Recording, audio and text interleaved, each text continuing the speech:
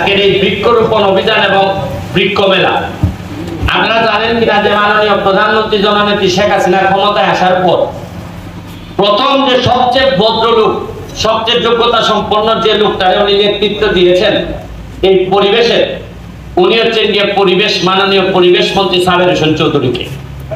আমার দেখা মতে সংসদে সবচেয়ে কোয়ালিফাইড, সবচেয়ে ভদ্রলোক কোন লোক যদি থাকে এই সাবের হোসেন চৌধুরী। উনি আমার নিজে বলছেন যে তুমি যে গাছ লাগাইতেছো, আম গাছ, এই প্রজেক্টটা তুমি আমার দাও।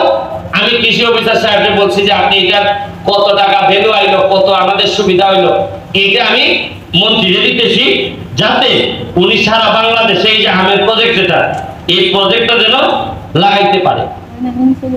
একজন ভালো মন্ত্রী পাইলে হয় কি, কাজ অনেক আগাই যায়।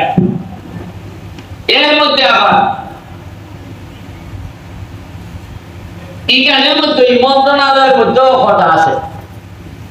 খালি যে সোনারঘাট খটা, এটা মাটির নিচেরটা হইতেছে, উপরেরটা না। এটার মধ্যে খটা আছে। খটায় আবার ওই মন্ত্রীরে বেশি আগাইতে দেয় না। এটা আমি জানি, এটার ব্যাপারে আমি মামলাও করছি একটা। এই কেনারও খটা, তাহলে হিসাবে আমার 3টা খটা মারান লাগে। একটা গাছের উপরে, একটা সোনারঘাটের মাধবপুরের মাটির উপরে, একটা জায়গা মন্ত্রীরে খটা যেটা খায় এটারও খাওয়ান লাগতেছে। আমার 3টা খটা এক জায়গায় তরণ লাগতেছে। এটা তো যারা ক্যামেরা আছে জানি রাখো, 3টা খটা আমি খাইবো। আমরা এটা বুঝেন না, আপনার 6 মাসের ভিতরে এমপিরে মাইনে লাউন লাগে, থ্রেটাই হয়। আর গত 30-40 বছর হতো নেতা এই লক্ষ্যে তো মারার কথা কেউ হয় না। মানে বুঝছেন, আপনি জ্বালাটা করছেন, উনান বন্ধ কে জ্বালা হচ্ছে।